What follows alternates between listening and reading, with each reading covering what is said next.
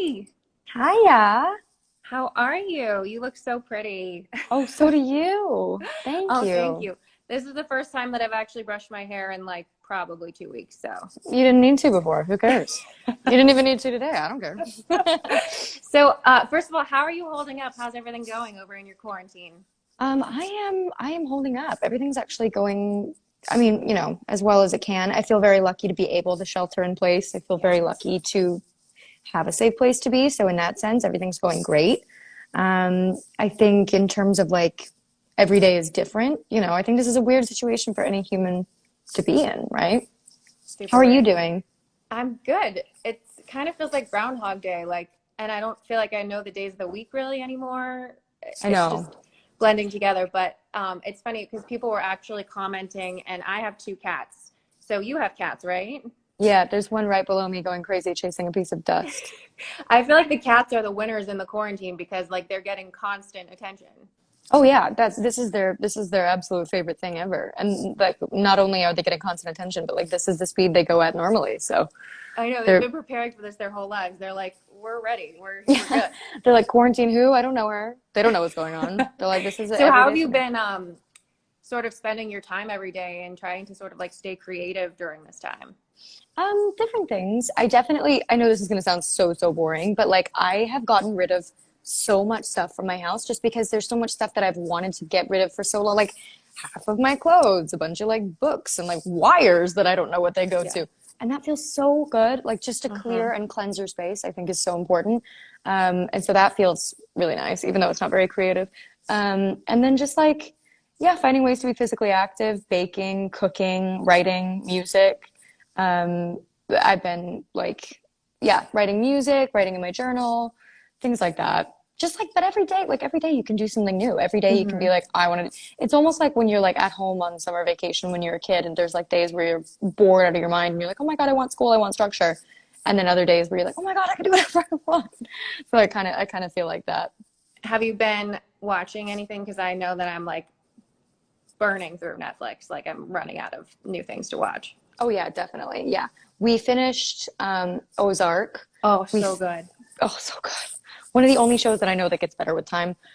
We're about to finish The Office for like the eighth time. It's our favorite show, so we're almost we're almost at the point where we can't watch it at all anymore. And we stay up to date with like RuPaul, things like that. Mm, yeah, there's so much. Let's talk about your single, Remember Let's Me. do it. So congratulations on the new Thank you. song. I know you Thanks. said that it feels like it's been years in the works. So how long has this actually been ruminating for you? Well, it has been. Let's see. I recorded Remember Me like September 2017. Oh, wow. So, yeah, so a long time ago, which is weird because I feel like my voice has even changed since then. But yeah, it's been a while in the making. Basically, what we did was we recorded like an unbelievable amount of songs, and we just like put them on pause as we sort of figured out my sound. There's a bunch of songs that we recorded that were like, okay, this is not it, Right. this is not the sound, this is not the vibe, and they'll never be heard by anybody, hopefully. But hopefully, but this was one of them that always stuck out to us. This has been one of our favorites for ages, so it was just important for us that we gave it its right time and we gave sort of like an intro to my sound before just like throwing people this sound because it's a bit of a strange sound. You know what I mean? Like it's not exactly like middle of the road pop or Hmm. anything really. It's like it's quite a different kind of sound. So you have to like kind of have to lead people there and people have to get used to it and all that. So yeah. Talk a little bit about the sound because I think it's super cool. It's a little bit like moody kind of, and I love that it's like a relationship song, but it's not like a sappy relationship song. It feels really real. Yeah. I mean, I feel like the sound, if you could describe it, would be like moody pop with like moody dark pop with like a really good driving beat. Um, I don't know. Yeah, I don't know. I guess like yeah. What is that called? Noise pop? It's sort of like soft Hmm. noise pop, which is something that I like grew up loving. Because I love production, but I don't love production that drowns out like a nice vocal. So Hmm. it's a really hard kind of like balance to strike. But yeah, it's about I love love and I love relationship. I think that's the best part of being alive. But I don't like sappy love. Like I can't relate to it. I've never been like, oh, I just want you to. I mean, like, there's no hate Right. for anybody who does, but I've just never been. I'm sappy, but I'm like, I just think there's more reality to love, and I think that the more reality we infuse into love songs and love movies, the more impactful that they are. Like, I think that people make these kind of like floaty, like ill-defined, kind of like nothing songs and nothing films. And people are like, oh, that's nice. And they watch them once and maybe they make a bunch of money off of it and then they move on. But it's Mhm. not like something that like stays with somebody. Not that Yeah. I think, like Remember Me is like God's gift, but I just think that it's so important for artists to write music that is like a different kind of angle on love, Hmm. and make it a little bit more, infuse a little bit more like darkness with it, a little more relatability. Yeah, I think that's good, and it's realistic because when you're getting like a overly idealized version of something, and then in your own life you're like, well, I'm never experiencing this, nothing measures up, but it's like setting up unrealistic expectations for people. Oh, completely. Oh my God. That's our whole society these days is like unbelievably high, unrealistic expectations because our culture centers around media. And like Hmm. that's all we see all the time, whether it's like how we think we should look, which is like thrown at us in like grocery stores and on the side of buses and like Yeah. everywhere you look and on the back of people's phone cases, like in an advert for like a pillow, people are like, it's unavoidable. These like high expectations we have for ourselves, for our life, definitely for relationships more than anything. And I think that while you can still deliver a sort of a glossy, exciting, high production image or results of something, it doesn't have to be all one thing. Like I really feel like we just decided on what it was all going to be like 50 Hmm. years ago, and it's just never changed. So how kind of exciting is this time for you? Because I know coming out of obviously the Disney World initially, how like fulfilling and rewarding is it for you as an artist now to be able to sort of share something that's really authentically you?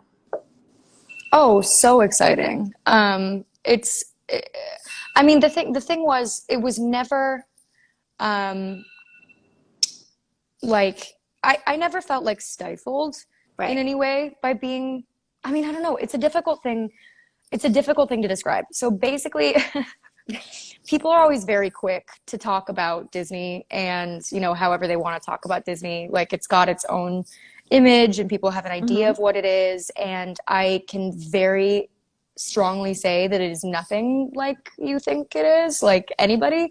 Um, and like, I don't know, I feel so like protective of the brand and Yeah, I love the family. for And, sure. and so like, I have to say that before I say anything else, because I think that I could be like, yeah, I went through something when I was 17, and they'll be like, Dove Cameron says Disney Channel. And it's like, never, ever, it's never, ever what I said, right? Like, Right. never. Um, and so I have to say, I was not myself when I was 16, 17, and 18, Of but that had course. Yeah. nothing to do with Disney Channel Yeah. as much as it had to do with I wanted to project a sort of an image that I felt was something that was expected of me. But nobody Hmm. told me that, right? Like there's a big difference in those two things. And I felt like, I was all of a sudden like very known because of Disney, and I was all of a sudden very in people's houses because of Disney. And I just wanted to be something when I was that age. Like I wanted to be just like liked. I don't think it was even much deeper than that. I just didn't want to be in trouble. Like girls always get shamed in the media for being anything other than like Hmm. nice and lovely and easy and liked. And I just I didn't feel like going outside of that when I was younger. Um, and so that's why I was pretty unexpressed when I was younger. It wasn't really Disney as much as it was just me and my own expectations for myself. But then as well, when you are on contract with Disney, any music that you're making is their music. So it was a nice thing for me to kind of grow up and out of it and to be like, oh, I can make my own choices in that regard for the Hmm. first time ever. And that was a bit of like a scary learning curve for me to learn how to be my own person. Like I was in the driver's seat for the first time and I had to like give myself permission to do that. Yeah. And I think that's so true what you said, that it's not necessarily a Disney thing. I think it's a growing up thing in general of just, especially as a woman, and especially as a woman like you who has media attention and scrutiny. It's like a learning curve, and it's finding who you are, and it just takes time. Right, exactly. Like if I said this the other day, and I think it's a great test. It's like if I was a 16, 17, and 18-year-old in high school, I would probably be going through the same things, just on a Yeah. smaller scale, right? Like Yeah. it takes a while to find yourself and to find your voice and to feel comfortable expressing that and to feel that you deserve to express that. So that's something that's happening for me now that I feel really good about. That's awesome. So Thank I you. know we're all really excited about the new song, but a lot of people are already asking, when can we expect even more? Is there an album that will be coming?